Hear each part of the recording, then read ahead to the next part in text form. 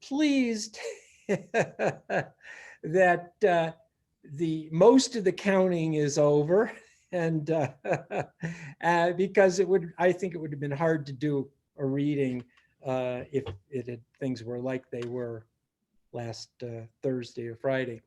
And Joe, the poet, who is bringing us here all together tonight, Joe, the poet, told me that kept telling me this same very ancient aphorism that Joe wrote, and it's still worth repeating: this too shall pass.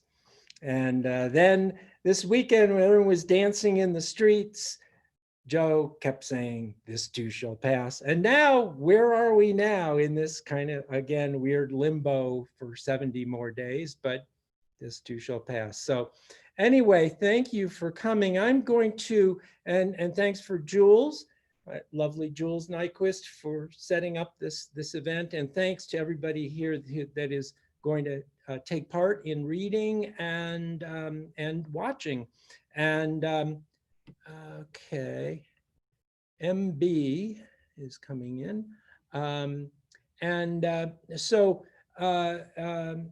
Bruce Holzapple down in Magdalena.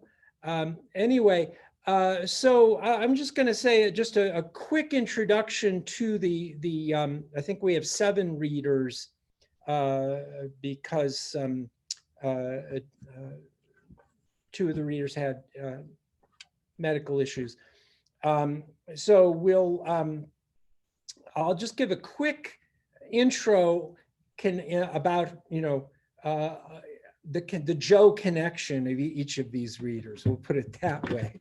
And then, so they'll each be reading for 5 minutes, and some of their own work or mine or someone else's, because a lot of people, this Joe thing, now lots of people write their own Joe poems or Joanne poems, JoJo poems, and so forth. So anyway, that's and then I'll read for 25 minutes or something at the end. So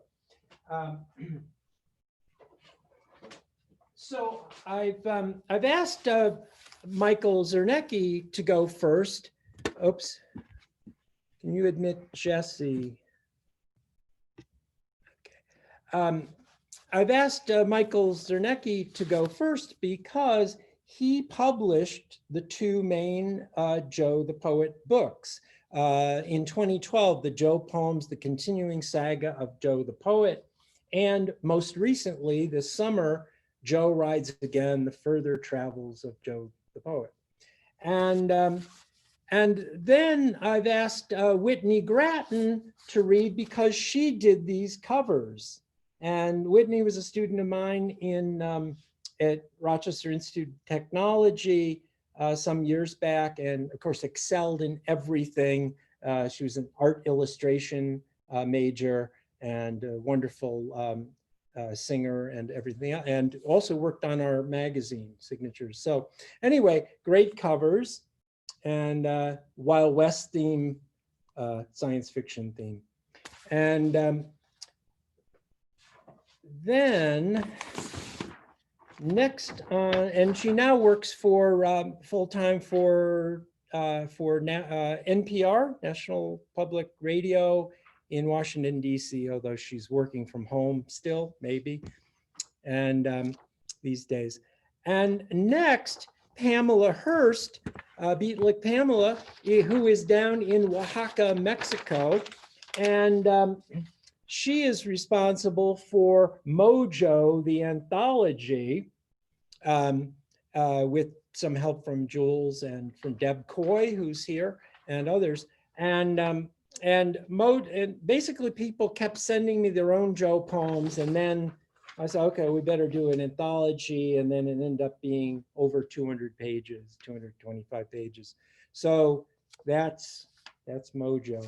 And then following Pamela will be Deb Coy, who was the Beatlick Press editor that also helped very much with this book. So Pamela, the publisher, Deborah, the editor of Beatlick Press.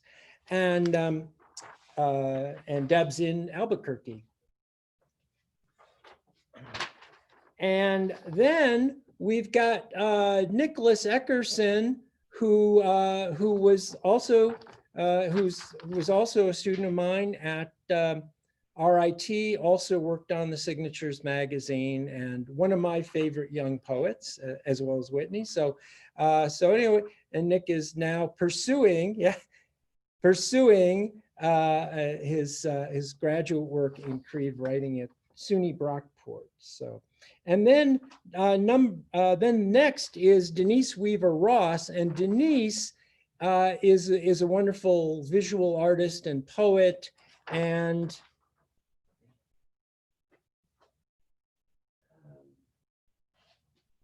she's also she's the art designer, cover designer for all of the Poetry Playhouse publications books.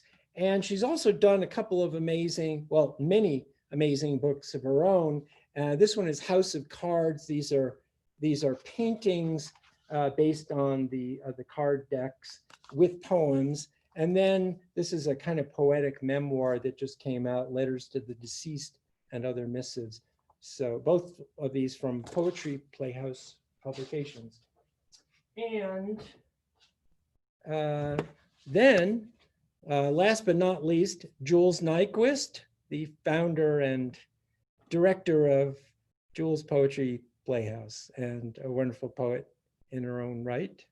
And so that's how it's shaking down. So, and then you, of course, John, you're the wrap up. You're the main. And I will be the wrap up, and I guess the main feature here.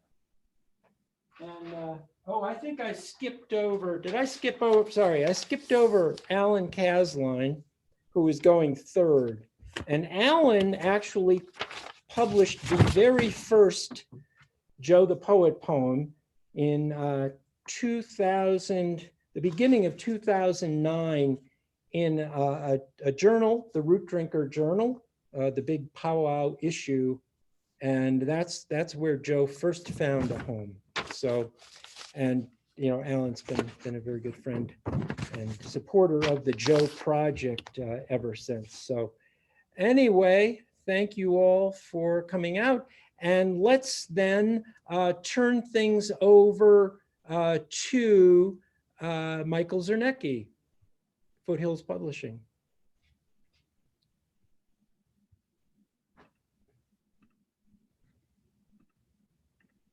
Michael, I'm unmuting you if you want to unmute. I hit unmute. Okay, now we got you. Okay, yep. Okay. Hey, Michael. So yeah, it's wonderful to be part of this. Thank you, John and Jules, and yeah, Joe the Poet. I mean, that first poem you wrote in 2008, right, John? And then it was, yes. Mm-hmm. Yeah. During the and election. Then the book came out. The first book was 2012. Yeah. Correct. And here we are. Gee, that's 12 years ago you wrote that first Joe poem. Joe keeps coming on. Yes. So I'm going to read 3 poems. I want to start with one of John's from the first book, the Joe poems, and then 2 of my Joe poems, and we'll leave it at that. And this, because with COVID going on, I haven't been able to go on the road as a poet this year. I missed a couple of big tours. And so I decided, well, I'm going to read a Joe on the Road poem. And this is Joe the Poet on Highway 61, with a few detours. Joe heads north to hang with his pals Paul and Babe. Runs into a young balladeer in Hibbing and tells him Greenwich Village is the place for you. Heads down to bank in Northfield, Minnesota, where he's lucky enough to be employed. Detours to Owatonna, sweeping floors of Sullivan's Jewel Box. Memphis beckons, and the blues steals his voice. Finally reaches New Orleans, city of red sanctuary lamps, poets' portraits lining walls of Frenchman Street cafes. Nobody knows him but the gulls along Bridge to Algiers. and a little bit being on the road, and I've done that trip too, from following the Mississippi River all the way up where it starts in northern Minnesota down to New Orleans. So that brought back some of the memories of my experiences there too. And then I've got two poems. This one appeared in Mojo, and What Joe Always Heard. Ireland was the place for poets. He could barter poems for Guinness. So he left family, friends behind, made his way across the blue sea, stopped at the first pub he found, ordered a pint, sat at table to listen, heard poems flowing from mouths in regular speech, not academic lines, just life's words as they were lived, and knew he had finally come home. And then the poem that was in the little retirement book we did for John, a little surprise retirement book when he retired last year, I guess it was. And I forgot to mention this wonderful book that they presented me during my retirement party at RIT, and I was just astonished. So many thanks to Carolyn and Michael for coming up with this lovely book. Thank you. Yeah, and it was a total surprise to him. He had no idea that was coming. So this is my poem from Joe's retirement book. Joe leaves most of it behind. It seemed about time. Much had run its course. Why continue just because this is what you've always done? No, Joe knew he couldn't do that. Thoreau kept reminding him. Uncle Walt kept reminding him. There was no other course to take.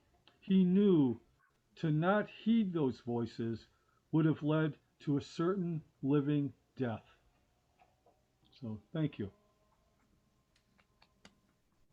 Thank you so much, Michael, for getting us started. And I love this this image on the cover of the Joe Retires book too, which is who did that? I forget. Well, that came from a photo. Then I just sort of played around with it and made it into a sketch. Really cool. Thank you, Michael. And next up, Whitney Gratton. Hello. Thanks, John. I'm delighted to be a part of Joe's evolution and continued journeys. So thank you, John, for channeling Joe and bringing him, her to us and spreading the word. I'm going to read, to get us started on Joe's journey, some selections from the 2012 Joe poems, The Continuing Saga of Joe the Poet. So starting with Joe Contemplates the End of the World. Joe watches solar eclipse over high desert. Like an eagle, he looks straight into the sun, says it doesn't matter what the Mayan calendars say, don't matter what the Kabbalah says, don't matter what Nostradamus is said to have said, don't matter what some preacher claims the Bible says. The world ended a long time ago, back when the universe exploded, what they call the Big Bang. We're all just ghosts, part of the afterglow, slow cooling embers thrown out by that immense bonfire.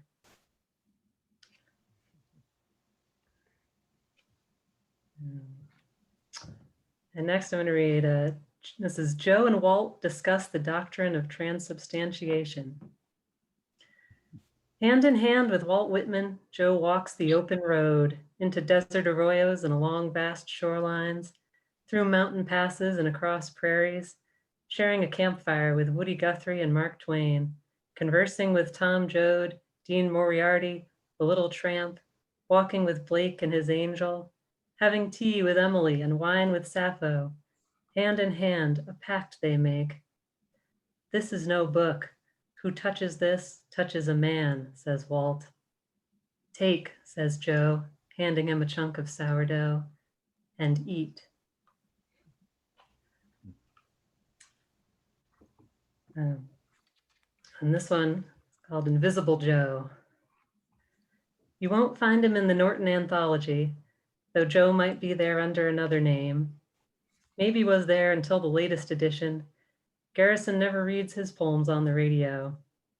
Poet laureates don't drop Joe's name in casual conversation. Never had the privilege of turning down a White House invite. He was once included in a collection of 13th century Sufi poetry. Or was that 12th century Zen poetry? Or 11th century Timbuktu griots? Joe's had so many lives, even he's not sure.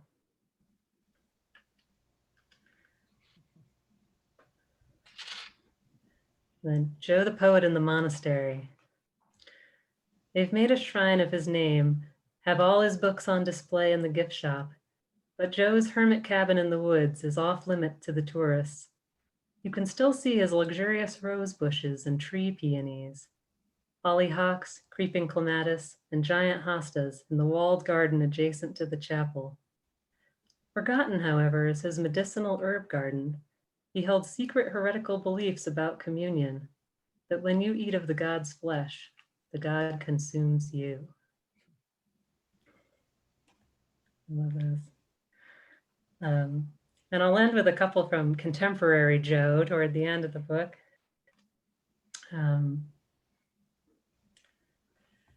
First with political Joe. Joe was blacklisted in the 1950s, blackballed from Maritime Union, still bears the scars of that business in Spain. Spent the 60s at sundry protests, wearing signboards reading, "Unban the bums." Shared a jail cell with Howdy Doody and Captain Kangaroo. Nude Penn Station protest, glistening with Caro syrup to protest high fructose kids cereal. Joe's a total idealist, always dreaming of the pure polis, truly believing another world is possible. But in the voting booth, he pulls the lever for the lesser SOB.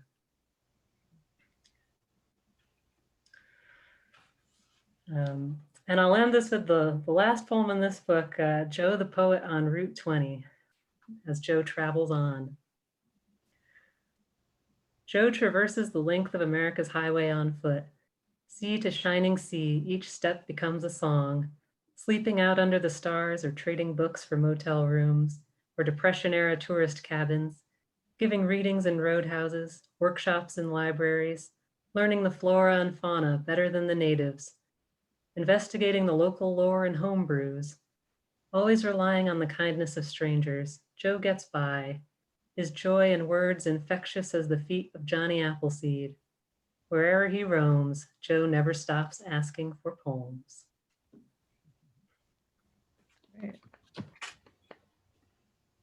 Thank you so much, Whitney. You read some of my favorites and you read them beautifully. So thank you so much. And I thought the political Joe was apt for this week or last week. And also the last one you wrote about the poet on Route 20, there's somebody else reading tonight that may have been inspired by, right? Wink, wink, nod, nod. So thank you, Whitney. All right. And moving on to our third reader from Del Mar, New York, the Norman Skill watershed near Albany, Alan Casline of the Root Drinker Institute. Alan, you can unmute, Alan. That work? That works. Okay. Okay, I'll get into it. My plan is to read a slightly longer Joe poem that I wrote myself, and then Great. a couple from John's latest book. Takes a little explanation to get into this. I am very into folklore, and at some point I decided that my watershed, the Norman Skill, this part of the world, needed their own folk hero like Pago Spill or Paul Bunyan, you know, that kind. So we came up with one who's named Pirius Frink. And the way Pirius Frink was created is a long story that I won't get into. But what I do have here is an actual Albany Times Union Associated Press story written from Canandaigua, which is one of the Finger Lakes towns. Not liking, this is actual word for word, not liking the karaoke singing of a 79-year-old man, a diner at the Naples Hotel punched the man, breaking his nose and facial bones. Quoting from the article, authorities say the punch sent the man through a plate glass window. And, quote, officials, meanwhile, say after first complaining about the man singing, the now convicted and possibly being sentenced on October 26 for up to 7 years in prison, 42-year-old man punched the singer till some, quote, patrons stepped in. So I was shocked to see such a national story come out of this little incident. So why are the identities of so many people hidden in this story, I thought? And who are these authorities, officials, and patrons? So that moved on into a whole new piece of work, which talks about Pyrrhus Frink and Joe the Poet. Authorities, officials, and patrons all get involved in Naples bust-up. The poetry open mic at the Naples Hotel ended in fisticuffs with a number of poets still waiting for their time on stage, all holding that they were to be unread poems. All the poems had been written that day about all the emotional feelings they felt about composing the now to be unread first draft of a poem about writing a poem. Authorities drinking beer at the bar heard all about the violence from the officials drinking hard liquor and dining with their wives, while their cronies table hopped and talked loudly to both ignorant and drown out the poetry, to both ignore and drown out the poetry. And it should be noted their cronies thought the actual fight was a little weak. A 65-year-old oldish part-time naturalist broke up the tiff between the old backwoods poet Pyrrhus Frink and a young upstart with no known last name who goes by just Joe. Pyrrhus was reciting what is described by many as being his characteristic ramble-scramble way, objected to the use of pure in any poem about nature that didn't mention his involvement. When Pyrrhus suggested the cure, well, either he tripped or Joe threw him through the plate glass window. Returning to the door, having exited through the window, Pyrrhus got in a few good-natured punches, but Joe basically whammed away until, let me see, I lost my place. Turning to the door, having exited through the window, Pyrrhus got in a few good punches, but Joe basically whammed away until the patrons got bored and the part-time naturalist got between them and talked them both down. After that, and including the part-time naturalist, they drank, had dinner, and became good friends till this day. Pyrrhus and Joe congratulated themselves that their plan to end the open mic early had worked so well, if you don't count the broken nose, glass cuts, and bad poetry still waiting out there for the next poetry open mic at the Naples Hotel. So that's it, how they met, or that wasn't how they met, how they tricked the patrons of the open mic at the Naples Hotel. We'll have to try that sometime. Oh, I've tried it more than once. Always works. Okay, and then a couple of John's poems from his latest book, Joe Rides Again. First one, Magic Beanstalk Cactus. The magic beanstalk cactus grew 18 feet high in 10 years, anchored by attaching itself to windowsill growing 3 feet perpendicular through the wood. Its ancestor grew all the way to the clouds. Some say Joe the Poet first entered the world by descending the magic beatnik cactus. Someday you might be able to climb its back all the way to the magic citadel. So that's a poem that I like, is very sensible to me. There's some background to that as well. But just the idea that when groups of people get together, they start developing some common language. And I find that a lot in this book by John. And it's very enjoyable to me. It's one of the things I like about poetry books and poets, that we can weave these things and share a world to some extent. All right, here's Joe's hat. Joe wears a poet's hat, chin strapped tight against high desert winds. Joe picked it up on the trail some years back, Janata del Muerto, or was it West Texas? Took it off the skeleton, but the hat was practically new, a bit dusty perhaps, weathered leather giving it character. He lost the last one along with his cash and one kidney. Aims not to make that mistake twice. Okay, thank you. Thank Jules. Thanks, John. Thank you. Yeah, thank you, Alan. And I just wanted to say that there's a little background about the cactus. I actually did have a cactus that did grow 10 or 12 feet high in my house in Avon, and actually did bore into the woodwork and cost me a little bit of money to get repairs done. And then I did, cuttings from it, because we of course had to take the poor thing down, but we made cuttings, and I planted the cuttings, and I tried to give them to all my friends, and for some reason I got very few takers. But I still in New Mexico have some of these magic cactus children or grandchildren. Okay. Okay. So, all right. So we're going to move on and welcome Larry Goodell, who just came in from Placitas, New Mexico. And we're moving then Pamela. to Beatlick Pamela Hirst in Oaxaca, Mexico.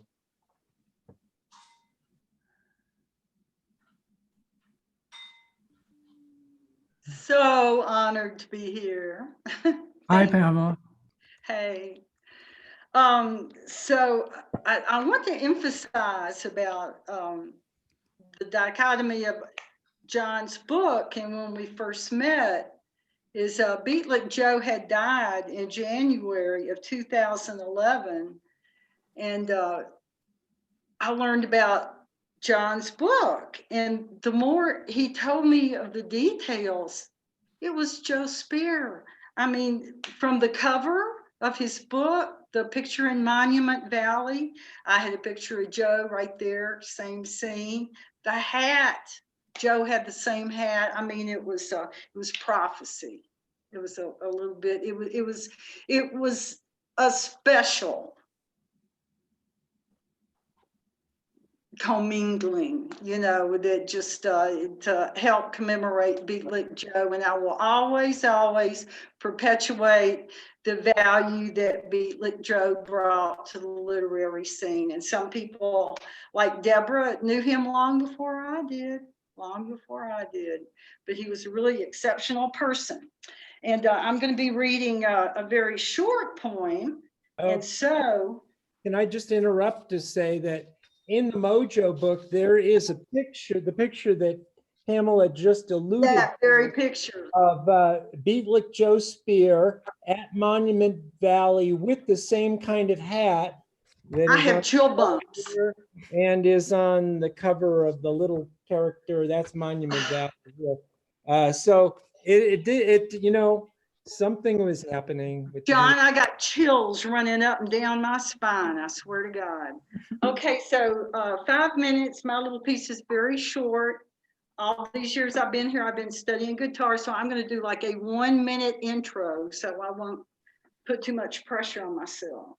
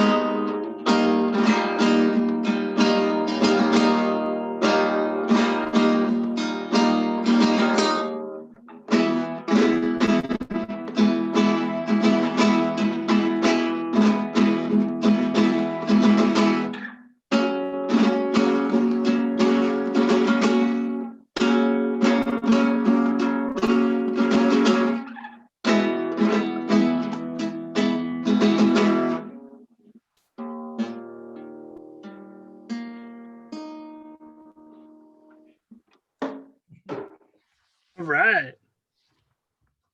Beatlick Joe holds court in the desert.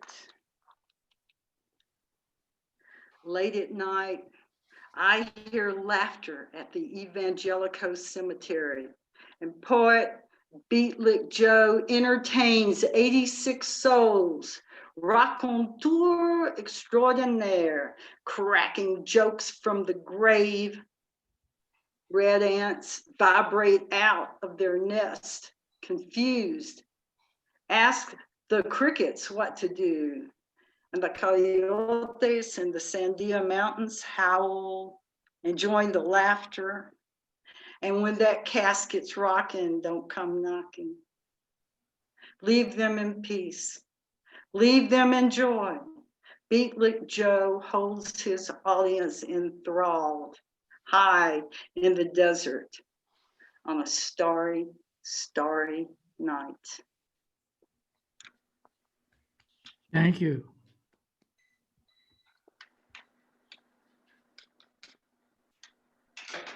Thank you so much, Pamela. Thank you. I'm very honored. I can't wait to share the YouTube thing on my Facebook page. Yeah, do share. This is awesome. And that's the great thing. Zoom makes it so easy to record, and Jules will be putting it on her YouTube channel. Oh my God. Sharing through the various, through our various Facebook pages. So great, thank you. And I must say that poem of yours is one of my favorites from the Mojo collection. Oh, thank you. Thank you. You said that in that radio interview too. God bless you. Okay. And thank you for the lovely guitar intro as well. So cool. Next on up is another Beatlick sister, Deb Coy. Hi, everybody. Sure glad to be here. And I just want to thank John. Hi, Deb. Can you hear me? Yes. Hi. I just wanted to make sure. I've had trouble with this medium. You're fine. Okay. And hi, Okay. I just really want to thank John for this wonderful form. It was really a lot of fun creating the poems I'm going to read tonight.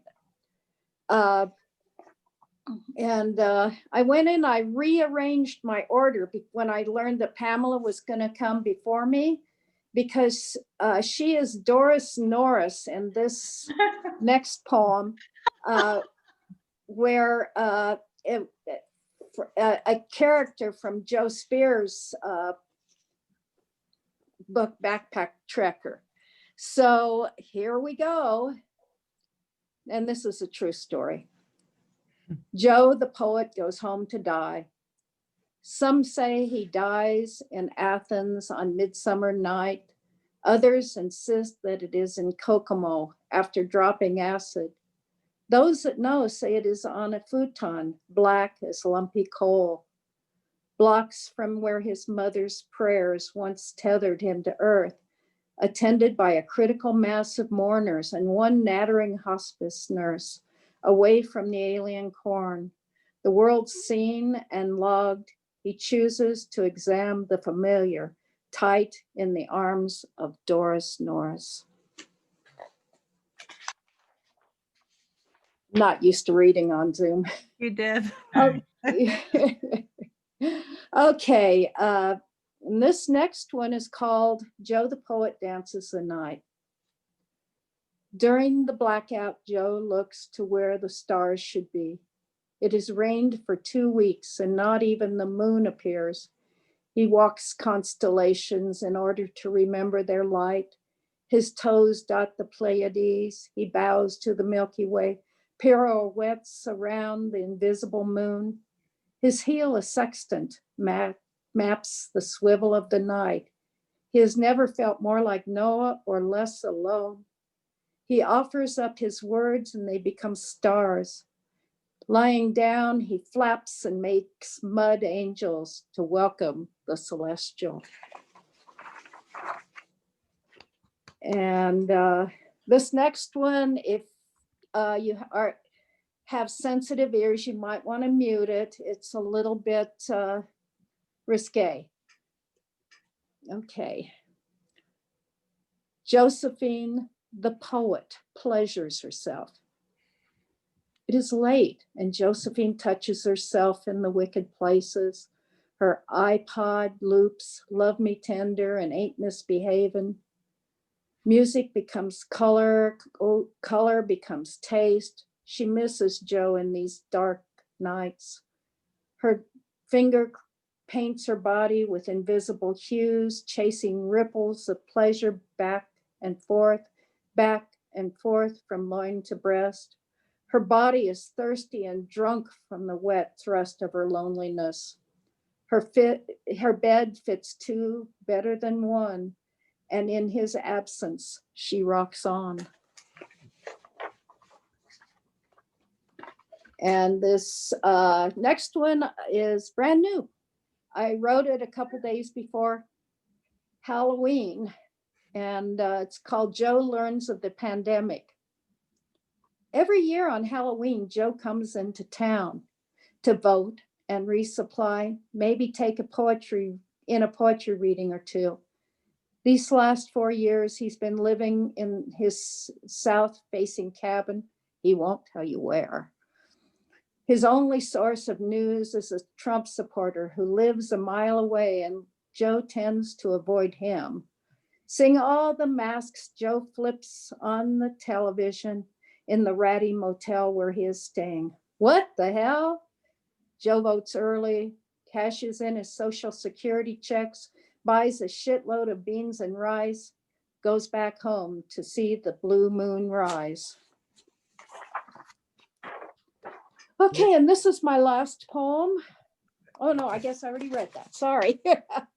Lost count. I really thank you all for having me, and Joe, John and Jules. It just Deb, do you want to read great. one? You can read one more if you want. I don't have any more. Oh, okay. Yeah. Anyway, Okay. that was great. You write better Joe poems than I do. Oh no, I don't. Yeah, certainly more erotic than mine. Anyway, thank you so much. And next up is Nicolas Eckerson. Nick. All right. Thanks for having me. I do remember being in class with John, and I never thought that I'd be in a place like this, let alone calling him John in 2020 with Joe Biden as president-elect. And I'm glad to be here. It's been a long journey as friends and apprentice and mentor here.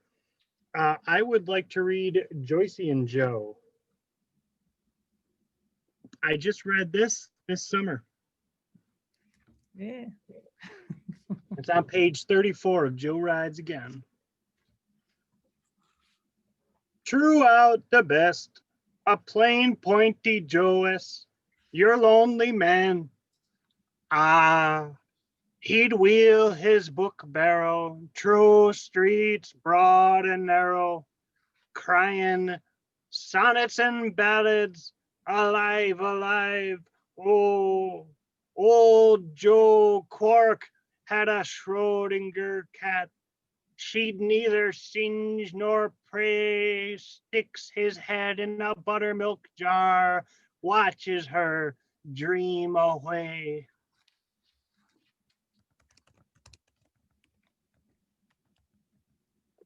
And then I am gonna read a poem I wrote. One of my favorite poets is Samuel Taylor Coleridge. I have a poster of Coleridge, it's over there, but instead you're looking at the fish. So comes from the introduction to Kubla Khan. It says that the poem is a fragment, and in the summer of the year 1797, the author, Samuel Taylor Coleridge, then in ill health, had retired to a lonely farmhouse. Basically, he was on an anodyne. He was prescribed from the effects. He fell asleep. He was reading Purchased Pilgrimage. Here Kublai Khan commanded a palace to be built in a stately garden. Basically, he was in a profound sleep, and he saw a vision. At this moment, he was unfortunately called out by a person on business from Porlock and detained him for above an hour. And it goes on to say that he basically only got so much written. So this poem is called Joe and the Porlock Saints. There was a night that Joe the poet wrote many good poems, finally. His neighbor was from Porlock, Churchville. His brother just got back from 6 years in an internship with Porlock University in England. I think you follow me. If you follow them, please get away from Joe. Joe had a roommate from Porlock, Michigan while attending a summer writing program. The roommate's phone was filled with everyone from Porlock, total population held in his contact list. This includes everyone from his workplace. Some there who had relatives in Porlock still have a restaurant open there with a distractingly loud fountain that makes most passerby and neighbors seek the bathroom. They had an old dog who barked at the moving, tinkling water each day. They are currently seeking another purebred Porlock hound. He remembers the year they had the Olympics in Porlock, and all the kids wanted to try the poet distracting athletics. He was soon found to be an obvious victim.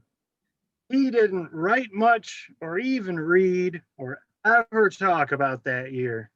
But anyway, there was this one night, the many good poems night. Everything left his mind and him alone. And the poems happened. They really did. In his own land, where the poems were about and for everyone, but written where the waters all washed ashore the distant Byzantium. And that's especially for Dr. Roche, because the final line is about Byzantium, reference to Yeats. And do I have 2 minutes or am I done? All right. So I'm finishing my graduate program at Brockport, where one of our friends, Bill Hayen, and John welcomed me into the program. And this is the first poem in my to-be new book. It's called Asphodel Meadows. The leaves skittering across the outdoor patio carpet, and the sun shining on the decorative yellow fish cages, like golden honeycombs shining in the sun. The white fences blocking nothing from getting out of anything, but there to delineate the line to the door.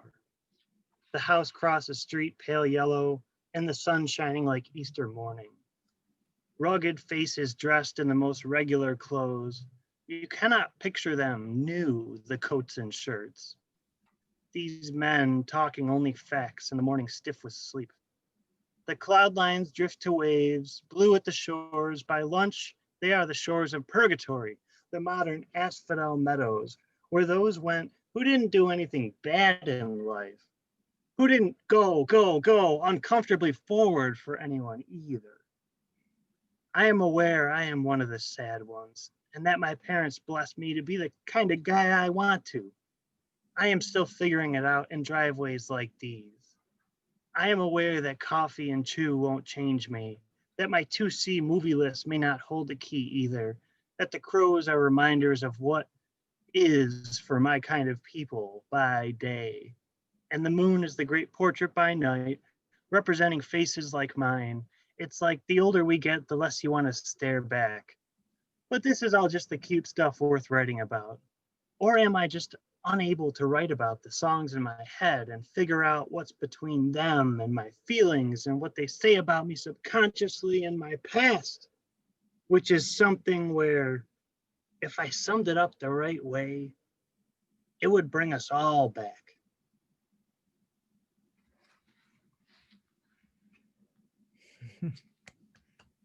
Thank you, Nick. Thank you, Nick. Great Thanks, new Jules. poem, and great to hear the Coleridge poem again as well. So thank you so much for joining in with the Joe festivities. Next up from Albuquerque, Denise Weaver Ross. Denise, you can unmute. Okay, hello, everybody. Can you hear me? Yep. Yep. Okay. So I thought from this book, I would read the Joe the Poet Votes. Joe's one of those aliens who manages to vote. The kind talk radio is always complaining about. Joe's real home is the dog star Sirius, but his birth certificate says USA, and it's legit because he was born at New Buffalo Commune, Aurora Hondo, New Mexico, 1971. When Joe votes, it's absentee, even when he's in the booth. Joe votes for the downtrodden and the earth we all trod. Joe wasn't born yesterday, so he's suspicious of political messiahs, having known a few real ones. If Joe comes to your door holding a clipboard, be sure to ask him for a poem. I like that. And then the next one I sort of retitled a poem from this book, my latest book, Letters to the Deceased and Other Missives. So my mother's name is Joanne, and my dad called her Joe all my life. So Joe will always be my mother. So this one's called Joe the Bionic Woman. At 88, now 89, my mother is a bionic woman. First, it was a cornea transplant at 65. Then both knees replaced when she was 68. An ankle fused at 70. The other cornea removed, retooled, and reinserted a couple years later.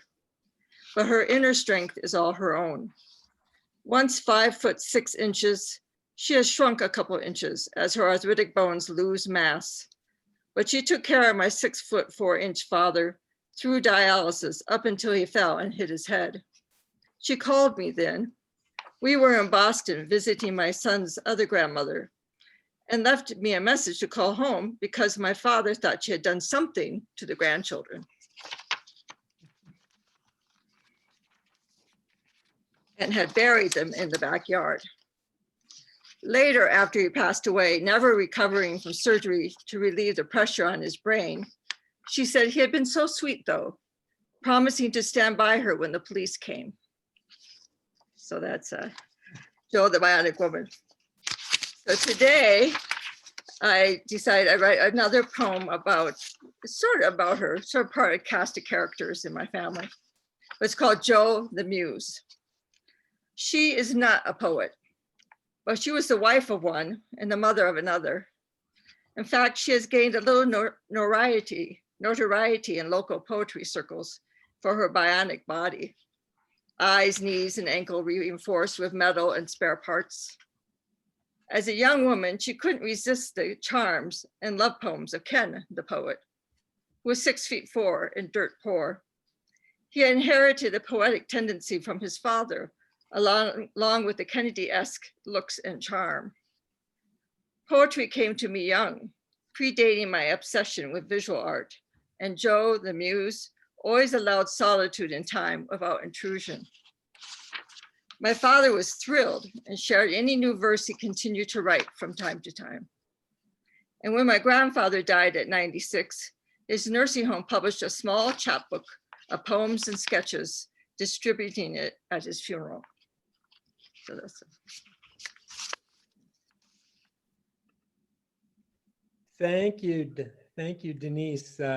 It's good to hear the political Joe again, and I love your Bionic Joe poems. It'll be a longer series of them, maybe. Yeah. Yes, I could write a whole book on Joe the Muse. Yeah, yeah, great. Thank you. And last but certainly not least, Jules Nyquist. Hi, okay, I'm gonna pin myself here. And I'm certainly not the last one because John's gonna follow me, but I'm gonna read a poem out of Joe Rides Again and then a couple of my own Joe poems from Mojo. I thought this one was appropriate, zooming Joe, since we're all zooming. Joe does his part during the pandemic, social distancing in the Badlands, 100 miles from nowhere, bandana pulled up over his face to ward off trail dirt and the occasional dust storm. Sometimes he'll Zoom with friends, but he doesn't use any app, just projects his avatar across miles, maybe across years, appearing to old pals as a hologram by their side, or sometimes sitting on the bough of a tall tree. Wouldn't it be nice to Zoom without an app, right? Then I'm going to read a couple out of Mojo. And again, it's so great to hear everybody and having memories of when we were putting this book together, and Beatlick Press, and then it was a finalist in the New Mexico Arizona Book Awards, and all those fun award banquets that we did and hanging out. And so it's good times with everybody. Let's see my order here. This one's called Joe on the Movie Set. And this is pretty much a true story when we were living in Old Town in Albuquerque. Joe hears the generators, pokes his head out to the parking lot full of trucks, trailers, tents set up across the street. Not sure about the commotion, just going about his daily walk to the Old Town post office. Clerk says they're filming the final scene of some movie with rising young Hollywood stars he's never heard of. Local teen walks by wearing her yellow quinceañera dress as an extra. White convertible in the Duke City under a shade tree. Unknown driver sits and smokes a cigarette, the last one to leave before Joe has his neighborhood back. And I'll end mine with Joe the Poet in Las Vegas. So this is a fun memory that John and I have, the local Las Vegas. Joe sees her in the library, the big old Carnegie with pillars and an acre or more of green space. What a library should be, what she should be to him, he wonders as she steps into the sunlight, sunglasses hiding her eyes. But he knows intuitively this is not the swirly carpets or drug-induced trip with a suicidal alcoholic, nor the fear and loathing journey into someone else's American dream. This is the old Las Vegas with a real working railroad from 1879, nestled in mountains bearing the blood of Christ, where the likes of Jesse James, Billy the Kid, Wyatt Earp, Doc Holliday, and Hoodoo Brown slept. This is a Vegas, both a city and a town, with a Plaza Hotel, waiting with a full-size bed and a full moon to wish on for blue impossibles. This is New Mexico, where anything can happen. Thank you. Apt for the blue moon we just had. Yeah, thank you, Jules. Great poems. So before I get started, I wanted to ask Larry Goodell. I think, Larry, you wanted to make an announcement about a couple of new books. Larry? Yes. Larry? Yeah. You got two Thank new books out, right? Yeah, go ahead. Yeah. Thanks for all the Joe poems. And it seems endless, which is good, you know. Yeah, I But just they're all got, different. Everybody's are different. Yeah. Mhm. I got this one today. This is Escape. And it is my poems from 2003 to 2007. This one I got about 2 weeks ago. It's called Grounded. And it is poems from 3 years, from 2008 to 2010. So I've I worked like a dog this year. I managed to put out 3 big books, and now I have no idea what I'm going to do. I don't know whether to continue or what. What I need to do is work on the promo, this and that and the other, because it's all up to me, you know. Yeah. So And- if any of you are interested, you can email me, you can connect with me on Facebook. I've sent any out, and also they're available at Bookworks. And Amazon. Probably. Yeah, and thank you. Thank you for Good. Thank you. All right. Again, let's unmute and give a round of applause to all the poets so far. So really enjoy.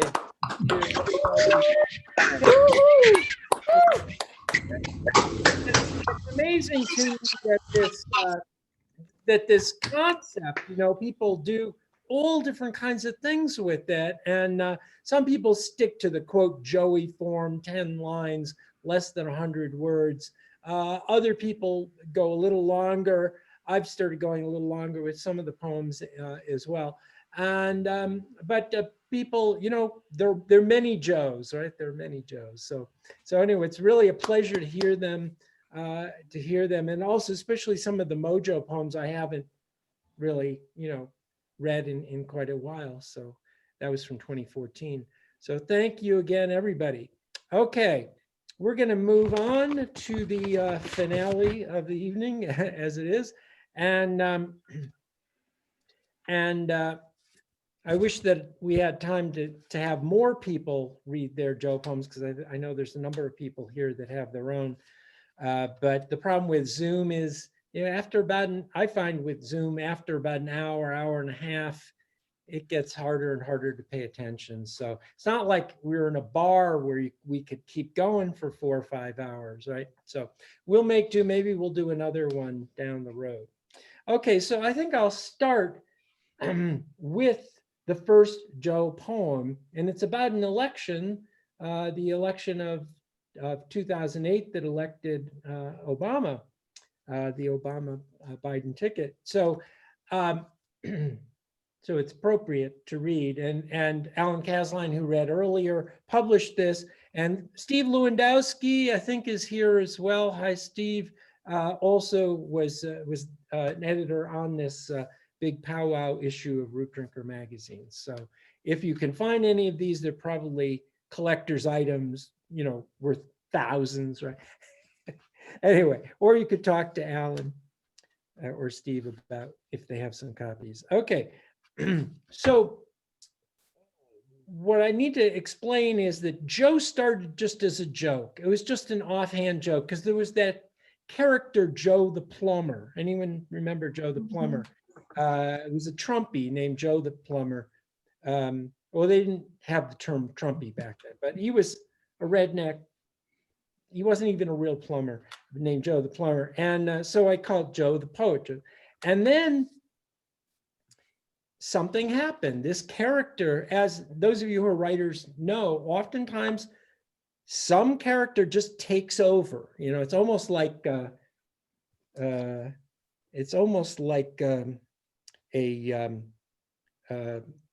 demonic possession or something. You know, it's something took over, and I don't. Not in a negative sense. Okay. But at this point, I started this poem, and it's longer. It's not a Joey. It's longer. It's a full page. And it is a kind of a plagiarism poem. I mean, it's a sampling poem. It's a poem that samples many different poems and songs, which you'll recognize. Okay. But then after this, suddenly I started writing shorter Joe poems, and Joe became more and more clear to me as a character and not a joke. So, okay. So this is the first one, Joe the Poet. And it begins with an epigram, which is kind of a parody of a Blake epigram. Children of the future age, reading this bemused page, know that in a past election, Joe the Plumber was thought a sage. It's a week since the wall came tumbling down, a week since Chicago became the first city. I don't want to look at myself. A week since Harlem became Camelot. A week since Kenya became our 51st state. A week since Hawaii became the real America. A week since we're not in Kansas anymore.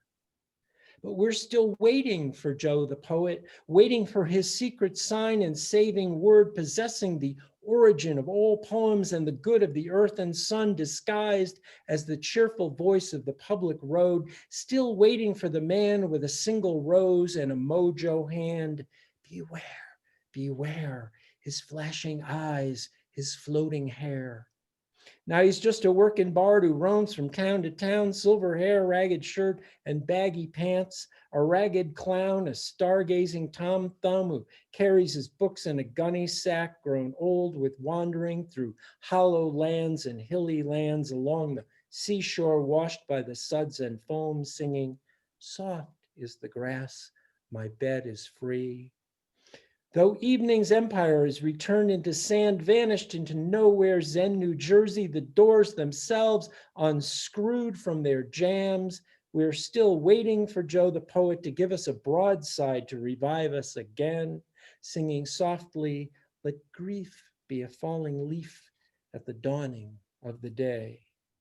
Now it might be Josephine, the poet we're waiting for. It might be Crazy Jane. It might be someone whose name we don't yet know, man in black or frowning babe, but we're still awaiting and a singing. We're still awaiting and a singing. We're still awaiting and a singing. In 2020, we're still awaiting and a singing because it's been a long time coming. So that was the beginning of Joe, and still don't know where it came from. And I thought I'm going to go all the way from the first to some of the last Joe poems in the Joe Retires collection that Michael and Carolyn Czarnecki put together for my retirement from RIT. I did try to retire Joe a few times several years ago, but he or she or it or they or whatever was not having it, and I was told that, as a matter of fact. So this one is by Bill Hayen, William Hayen, a great living American poet from Brockport, New York. And Bill was kind enough to write a Joe poem for this called After Troy. Joe joined Huck and Jim on their raft. The three floated the river under a full moon, wherein Huck saw a gat-toothed Chinaman's leer and Jim saw a whip and bales of cotton. And Joe didn't exactly see nothing except the hobo orb alone as the raft passed witness trees on owl-haunted shores. Two had consternation and mortal fears to share. Huck wasn't yet 14, Jim was mighty old. And as for Joe, during this odyssey of his soul, he was several thousand, the truth be told. Bill Hayen. And I'm not sure if Gene Stelzig's here today, but he might be, who I taught with at SUNY Geneseo in the Finger Lakes some years back. And I lived on Canisius Lake. Many of you know I wrote a book of poems, my first official book from Foothills called On Canisius, Westernmost Finger Lake. So this alludes to that. Joe the poet made the snow fall on Canisius Lake and counted every flake. In New Mexico, his beard grew like sagebrush as he rode with Poncho and Lefty through the desert, looking to rescue lost migrants thirsting in the desert heat. And using only his protean mind, he leapt right over the trumped up wall. Eugene Stelzig, Gene Stelzig. So thank you. Thank you to everybody that wrote poems for that collection. It really was a wonderful, wonderful thing. And they pulled it as a surprise. Nobody blatted it out. So good. And hi, Michelle is here. Lizzie is here. Okay, so I'm going to go back to a couple of the Joe poems from here. A couple of the ones that people didn't read and that I like. And this was, again, probably the second Joe poem ever, second or third. It's Joe the Poet in Montana.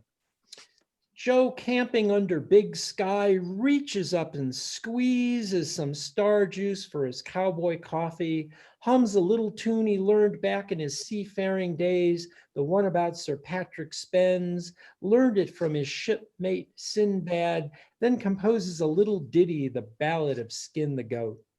Joe takes off his boots and unpacks his bedroll, checks perimeter for rattlers, lies awake a century or two, just watching the bloomin' stars. And another one that I like,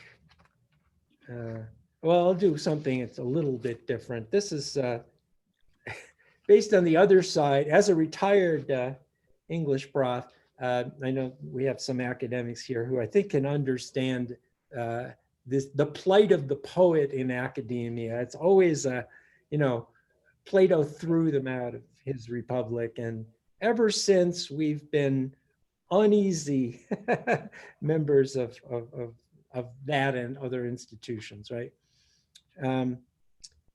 So this has some basis in some people I met and so forth. Okay, Joe the Poet in Academe. Joe's office is down at the end of the hall or maybe in the basement. Used to be in a Quonset hut surrounded by unmown grass and candy wrappers. Joe keeps the office door closed, plays Sun Ra, Buell Kazee, and Harry Parch LPs real loud. Joe never attends department meetings. Students think he's the janitor. In 500 years, a vellum broadside of one poem from his 1,000-page epic will be the only surviving relic of our civilization. And That's a good yeah, I think Whitney read that. Joe contemplates the end of the world. That's one of my favorites. It's a really good one. And I need to find, yeah, one of my other favorites is page 39 here, Joe the Poet in Ireland. Many of you know I did my MA in Dublin many years ago, UCD. So there's a lot of references that we have one Salmon Press author here, Sandy. So, okay. And I don't know if Bill Nevins was going to tune in. I'm not sure if he's there. No. Okay. After visiting the grave of O'Sheen and leaving there 3 hawthorn berries, a tin of smoked salmon, and a penciled poem, and after sleeping 6 nights on the brow of fairy forts and a 7th under Thor Balali's parapet, illumined by a midsummer moon, Joe descends to the cool damp of a pub's beer cellar, where he will refuse all food and drink till he composes in the mind's eye 100 necessary lines. And I actually did sleep underneath Yeats Tower there in Galway, and got yelled at the next morning by the museum docent for camping out across the street there. But now I understand as a big tourist, you could never do it now. And I think one more from this collection. And I think I'm going to need to look at the table of contents because it's been a while. Yeah, this is another one of sort of became one of my kind of signature poems from this collection, called Joe the Poet at the World Naval, after I Ching hexagram number 43. The background here is that Alan, who read earlier, Alan Casline, for our cloudburst events every year, we do the I Ching to come up with that year's theme. And the hexagram 43 is about the breaking, the imagery, the symbol is the breaking up of the frozen streams and rivers in the spring. And what's the I'm blanking out on the title of the 43, Alan. He's muted.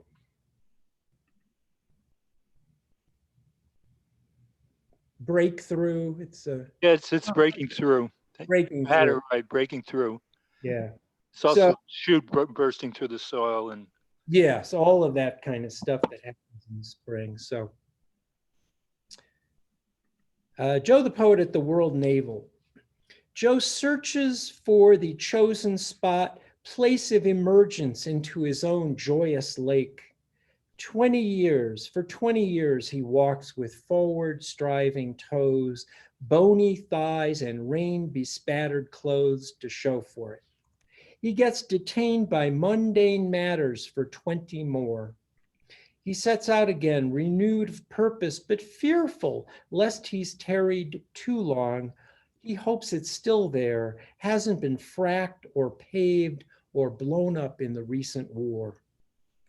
20 more years gone, his steps grown shorter, his eyesight weaker. If he slows down just a tad more, he'll be right on top of it.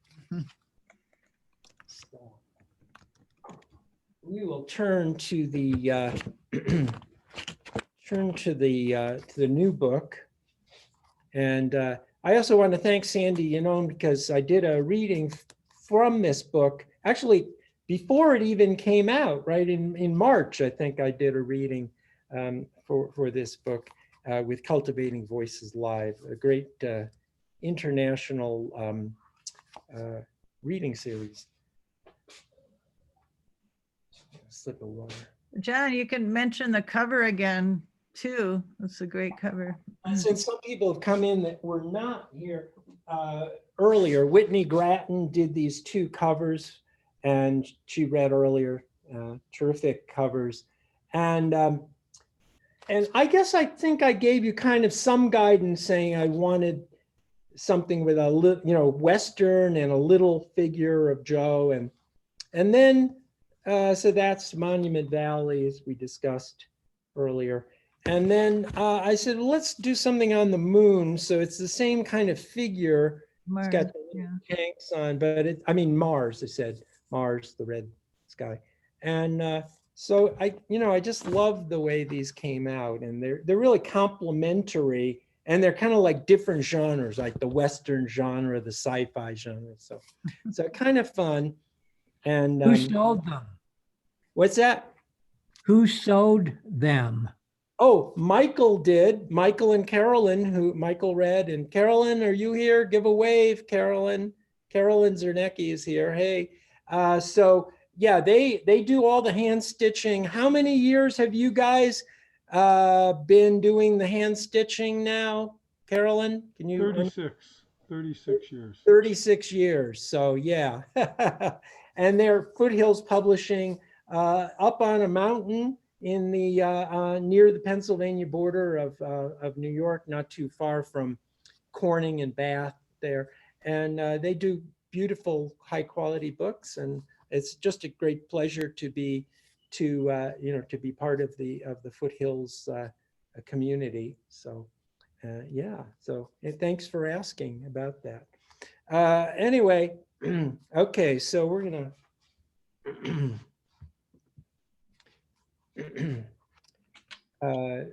read a few poems from here. So yeah, I might as well start at the beginning, right? So I'll try, okay. Joe the Poet's latest book. Joe's preference is to fold his poems into paper airplanes, sail them off canyon walls, buried deep in the wine-dark sea. He hides poems under desert rocks, on bus stop benches and subway seats, inside Gideon Bibles, in fuck motels, inside fast food wrappers, under magazines, in doctors' waiting rooms and county jails. Somewhere the one who needs one may find their poem. Now, Joe has a friend who collects the poems Joe tosses over his shoulder. Joe hasn't exactly agreed to their publication, but neither has he made a fuss, which is why this says, as told to John Roche. Joe says, don't assume you know the author from the poem, says all these poems are pale copies of poems written 10,000 years ago, because my memory ain't what it used to be. And there's actually a Joe Biden reference. I'm going to skip over. You have to buy the book if you want to find that. Okay. What you should know about Joe on a first date. One, this is probably the only list poem form of Joe that I've done of Joe. Joe's been around, number one, Joe's been around the block a few million times. Two, Joe could teach Tiresias a thing or two about gender bending, and some say she has. Three, Joe prefers a cafe that's unpretentious, a place where everybody knows your 10,000 names. Four, Joe's got only one outfit and identical ones in the hamper, so maitre d's usually won't let him in. Five, you'd think after all this time, Joe would remember not to order spaghetti on a first date. Six, it's not like Joe means to make his date pay the tab. It's just that all he might have on him at a particular moment is a drachma. Seven, Joe doesn't believe in doing it on a first date. The world's too full of two-bit demigods already. Eight, a melodious voice can unlock Joe's heart. Nine, the stars, the stars, the stars. 10, Joe's not much of a conversationalist, but he just might write you a sonnet. And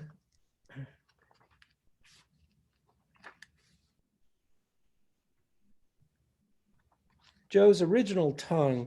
There's no truth to the claim Joe spoke primitive Quendian growing up, but his original tongue's unknown. You can pick up a language or two outside of Joe's place alongside potsherds and crumbling statues to forgotten gods. Joe used to be fluent in Phoenician, not much call for it nowadays, does find Indo-European useful for crossword puzzles. It all started with that Babel business. Joe tried to warn them. Soon languages were popping up like snakes in a corn crib. It's all pretty amazing when you think of it. But the really sad thing is, even Joe can't recall his original tongue. Trans Joe. Joe says we're all transoceanic, born on that transgalactic freighter. We get off from time to time, then climb back on board and find little has changed. Plato in the Phaedrus says once we choose a port of call, we have to drink a cup of forgetfulness. The odd thing about Joe is she remembers. By some fluke she suspects connects to the magic arts of poetry. A wee bit of each, she remembers a wee bit of each previous trip, sometimes in miraculous detail, like the hem size of that red velvet gown she loved to sashay in back in 1956. And I just got this poem accepted to a movie anthology that Bart White and Jennifer Maloney are editing for the Before Your Quiet Eyes press in Rochester. So I'll read it. Joe at the movies. Joe loves the movies where he can get glimpses of places he's lived, places he's destined to live, places he'd never have thought to visit, but for the imaginations of the filmmakers. Joe prefers a sparsely populated, old-fashioned bijou, maybe a weekday matinee where in the dark he can be alone with his thoughts and his popcorn. Joe's wild about international films which aren't foreign to him, and black and white silence where his mind supplies the sound and color. Joe did his stint in Hollywood back in its glory days, but found himself blacklisted for the crime of just being Joe. When they asked him to name names, he launched into a long litany of people he's been, but they stopped him after Methuselah. As his good friend Charlie Chaplin said, Joe, I make movies for the people, and you're a whole lot of people rolled into one. And we had the pleasure, Jules and I, of visiting her relatives, her cousins in Sweden. And I was only just a little over a year ago. Yeah, summer 2019. And they took us to this charming toy museum where some of Joel's relatives had worked, and one was a noted wooden toy designer in, and I'll mispronounce it, Gemla, Sweden. It's called Joe the Toy Maker. And of course, some of you remember Blade Runner as well. In Gemla, Sweden, Joe carves wooden horses, designs elegant dollhouses, creates modular toys decades before Legos. His toys, they say, come alive in the imaginations of children. Not surprising, since centuries ago, he lived on a floating asteroid and built replicants. Yeah. And there's another short one. Joe's Pocket. Joe smokes his last cigarette, not of the day, but of the century, filled with the taste of earth and ashes. He watches from a mesa as smoke rises from distant burning hills.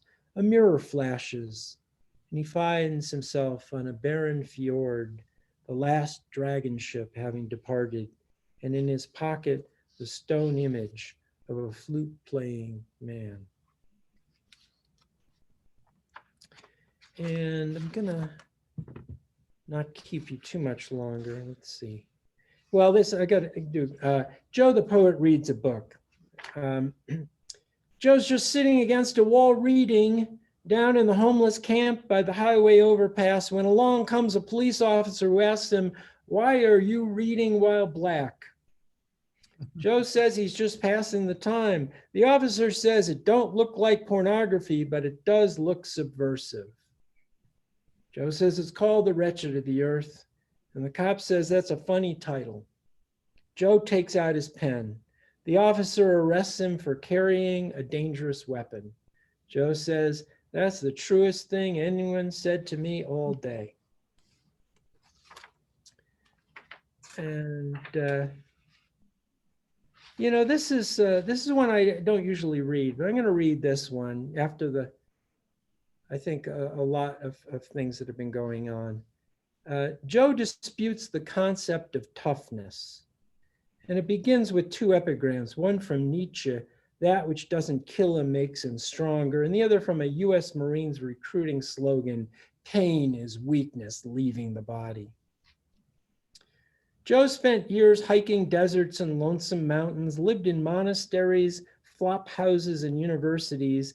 He's not always able to distinguish among them, but he doesn't believe young people need to be hustled out of their last dime, raped in their Occupy tents, stalked by the MC they met at the poetry open mic, doesn't believe abuse should be the price of admission to La Vie de Bohème.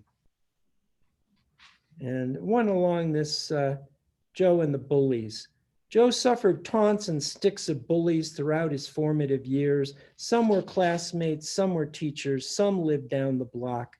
Joe left home while still young, without a backward glance. He learned to be resourceful, but it still took him years to conquer his fears. Now when Joe encounters a bully, he always asks, who bullied you? Gives him a long stare that makes grown men drop their guns and weep. If only. Huh? Luckily, I'm not going to read Joe the Poet's Guide to Surviving Fascism. I was afraid if the election turned out differently, I would have to read that. But at least we'll hold off on that for a while. And I'll do one more kind of,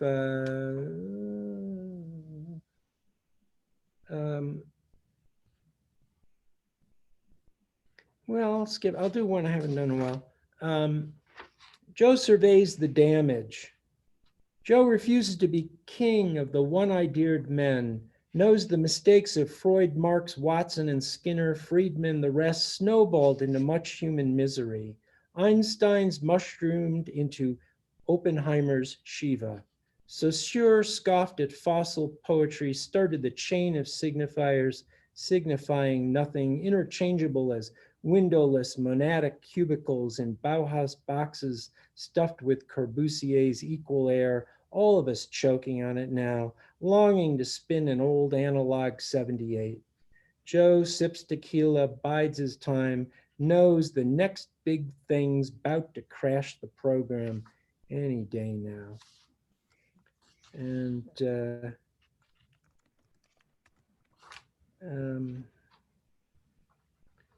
yeah, this is a tough one. Joe, the climate refugee.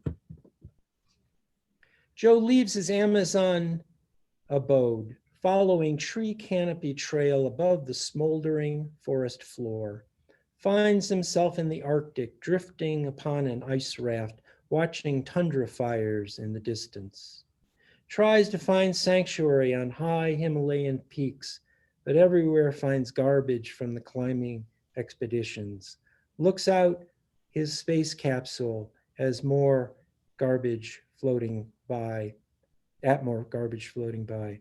No poems come to him, just one big drop, one pure tear. So, and along with this was another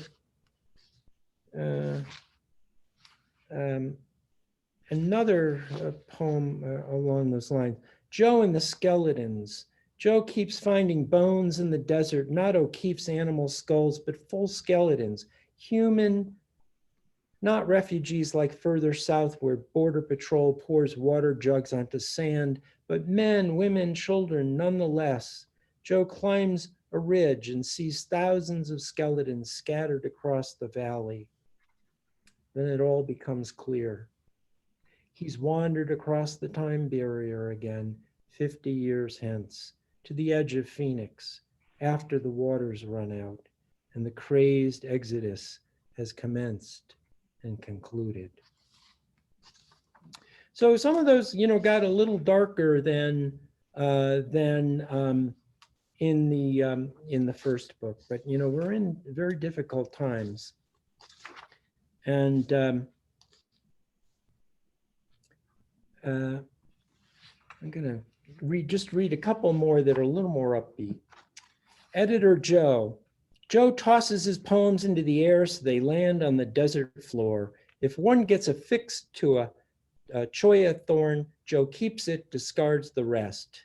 Now, don't worry, Joe's no litter bug. He painstakingly picks them up, places in burlap recycling bag. If it's windy, as is usual for the desert, this might take hours, even days. Joe can tell your fortune the same way, his version of the Virgilian method popular with Renaissance kings. If you need help editing your own writing, Joe's probably not the person for you. Life editing, now that's another story. And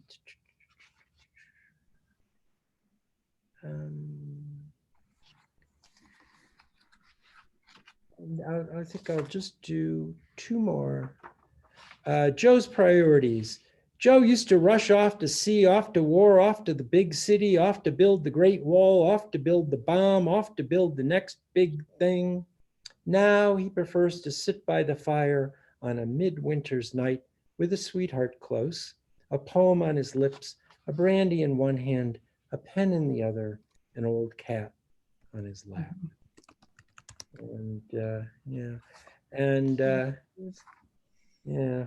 And I'll read one for our good friend Stuart S. Warren, who died in 2019. Joe and Stuart. Joe meets his old friend Stuart walking Eternity Road. Looks like you have a heavy load, says Joe. It's light as a feather, friend, if your heart is light. That's good to hear, Stuart. Let's walk for a spell. So they walk and they talk and they walk some more, walk down 6 crooked highways and up 9 straight paths. Stuart and Joe explore 7 galaxies and 13 dimensions, walk the 7 bridges road and across the Rainbow Bridge. And Stuart turns to Joe and says, "This is my turnoff. We'll meet again," says Joe, "if the circle be unbroken." And the last poem in the collection, Joe the Poet's April Sonnet. Joe's the original April Fool, head in the clouds, sandal-clad feet firmly on the ground, except when he walks off the inevitable cliff. Does he fall? Does he sail, pop up like some cartoon character, plunge deep down to the bottom of the sea? And what does he do there? Writes a poem in his head, of course, sends it up in his trusty water bottle, but all that's found is an empty bottle. What happens next is anybody's guess, but we'll see him again next April, about to make the same mistake as he warbles his song of spring. So to be continued. Joe is always to be continued. Thank you. Thank you. Thank you. Thanks. Feel free to, let's hear some applause. We can unmute, try to unmute everybody. And applause to everybody that read tonight. Thank you, John. Joe. Go, Joe, go.